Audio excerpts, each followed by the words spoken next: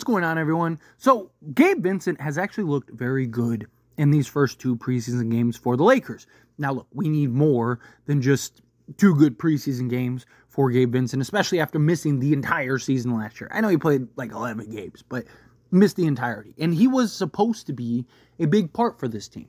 He was supposed to be a piece and a player that was going to come in and really have an impact for this team. He also, being that initiating 3-and-D style guard, historically have had success alongside LeBron James, especially with LeBron being so on ball most of the time, especially under Darvin Ham.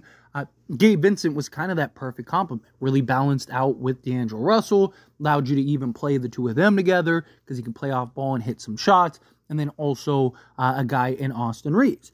He also gave you that point of attack defense, just hard-nosed, dirty work type of player, a guy that'll do everything, sacrifice his body, do the things that you need. Every team needs those dirty work guys. Every team needs a guy that's willing to sacrifice body and do whatever is needed, play whatever role is asked of him.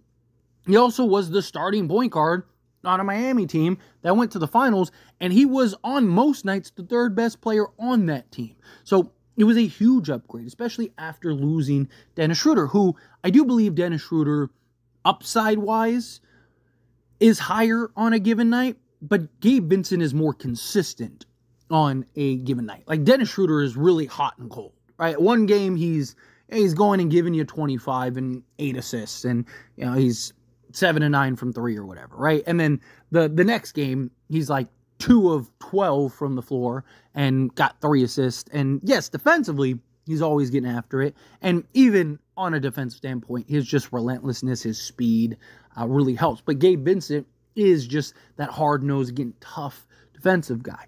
But offensively, been a lot of question marks with Gabe Vincent over his career, right? And you look at these two preseason games, and he's been very solid. Yes, he's been very good, right? So you look at the first preseason game against the Minnesota Timberwolves. In 15 minutes, he gave you 11 points. He was 4 of 6 from the floor, 2 of 4 from 3. Gave you 1 free throw and a steal, right, with only 1 turnover, and was a +1, which is good, especially for that night. And then you look at the Phoenix game, and once again, in 11 minutes this time, gave you 6 points, 1 rebound, 1 assist, shot 2 of 4 from the field, and shot 1 of 2 from 3. He has been 50% on his three-point attempts so far through these two preseason games. Now, he is a guy that, like, career-wise is only like 33%, 34%. Now, in the playoffs, he's elevated and has been a guy that's been around 38%. To me, can he be... I'm not expecting him to obviously be 50% from shooting the 3 ball. Not even expecting him to necessarily be 40%. But can he be 37 to 38%? Right? Can he be good enough to where teams really have to respect him shooting the 3 ball? And on top of that, his hard-nosed defense. Again, Gabe Vincent defensively, you know what you're getting from him. He's looked great defensively so far through the preseason. Even when he came back from injury, he couldn't score, he couldn't shoot to save his life, but he was defensively looked very good. Right? And it was just like, man, wait till he gets his legs under him. And then you pair him with like Jared Vanderbilt. And now you got Max Christie. And it's just like, man, we might actually be a good defensive team.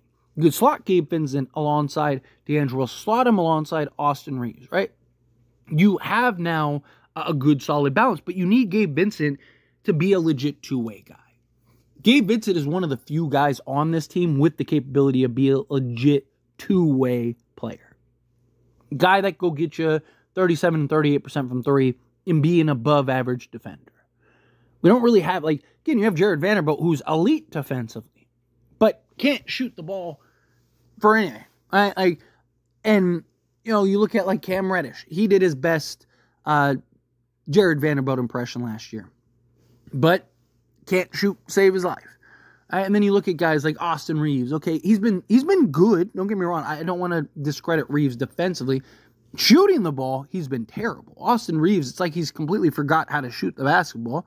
But he's actually been good defensively in the 2 games in preseason. But if that can continue to maintain, we may actually get what we were expecting last season from Gabe Vincent. Now, I don't want to be too hasty because Gabe Vincent had a couple good games in preseason last year before he got hurt.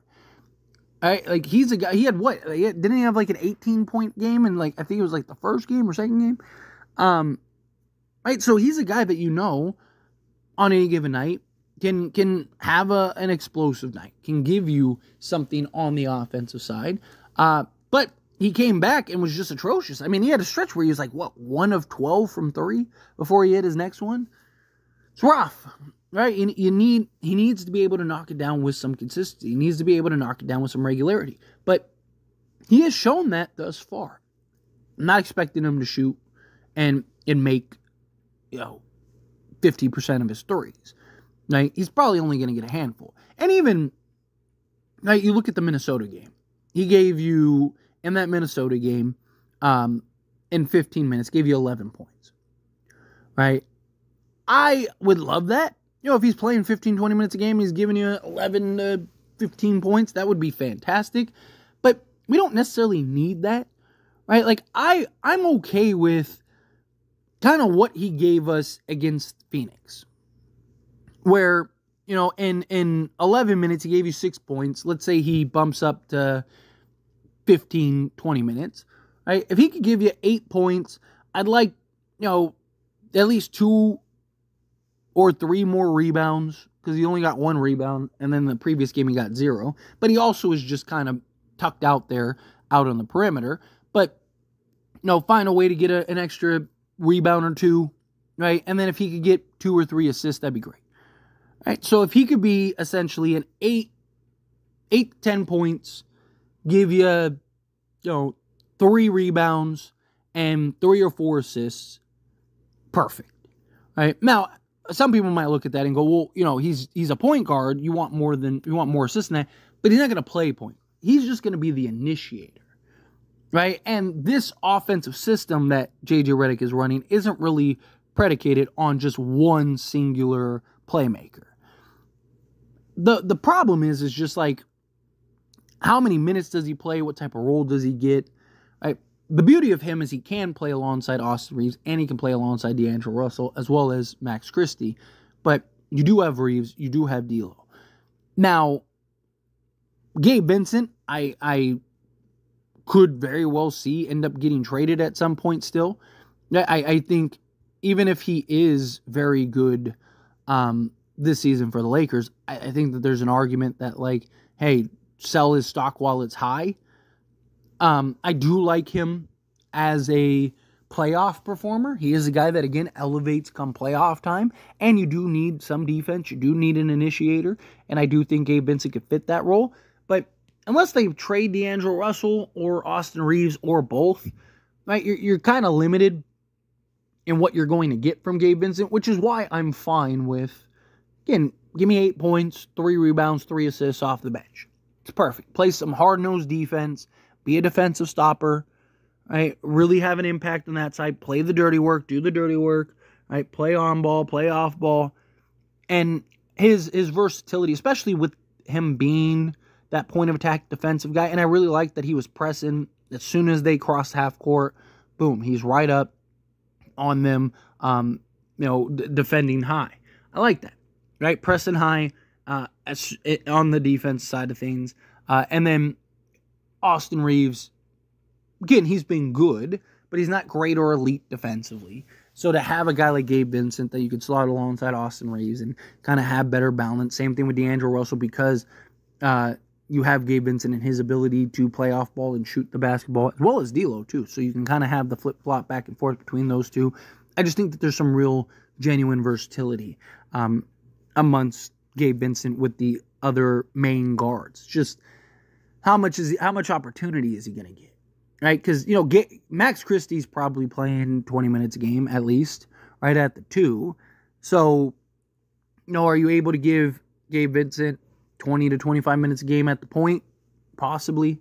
Have some kind of mix and matches at times. Kind of go that route. That could be kind of interesting. But, I've been very, very excited with what I've seen from Gabe Vincent in these 2 preseason games. Obviously, it's only been 2 preseason games. A lot of work to do. A lot of things ahead. Don't want to get too high. Don't want to get too low. But I do like that it's been consistent over the last 2 games. Like, if he was one game giving you, and because you also have to think of minutes, because some people might look at, well, he gave you 11, one game, 60x, but he also played 4 or 5 less minutes, right? And so he understands his role. He knows his role. He's going to come in. He's going to play the role. He's going to buy into that role. And he plays the role that we desperately need. I mean, we need more guys. I mean, even J.J. Redick said, I wish I had 10 Gabe Vincents on this team, because he is that guy. He is a guy that is relentless. He is a guy that knows and plays his role, that's going to play very well off of LeBron James and Anthony Davis. And if he can consistently knock down the 3 ball, Lakers are going to be very good, right, with him on the basketball court. Because he is a guy he is one of the few two-way guys that we have on this team, on this roster. So I'm excited to see what Gabe Vincent brings. I'm excited to see what he provides to this team. But, as always, this is a discussion, and I pass the question to you. Let me know your thoughts and opinions down in the comments below. What do you think? How do you feel with your thoughts? Do you, too, feel excited about Gabe Vincent, kind of the way he's looked thus far for the Lakers? Do you think, I still need to see more? He kind of fooled us last year in the preseason. We need to see him bounce back and show it during the regular season. Again, I'm not saying he has to shoot 40%, 50%. Got to be around 37, 38% ideally, which is concerning because he's not really been that guy. Now, obviously, guys can get better. Guys can improve. Guys can work on their games. And he's had a lot of time to kind of rehab and work on his game. But we need Gabe Vincent to be a knockdown shooter. Not saying he has to be elite. He had a season in 2021, 2022 where he shot 37% on 4.8 attempts. That's what we need. If we can get that Gabe Vincent, that'll be huge for the Lakers. Huge. Give it 37, 38% from 3 on 4 or 5 attempts, knocking down, say 2 threes a game. That'd be great. But anyway, again, however you feel, whatever your thoughts are, love to hear it. So let me know down in the comments below. That being said, if you haven't liked this video, hit that like button. Helps me out. Lets me enjoy these types of videos, and I truly appreciate it. Not subscribe to the channel, hit that subscribe button. Turn on the bell notifications. Appreciate y'all. See you in the next one.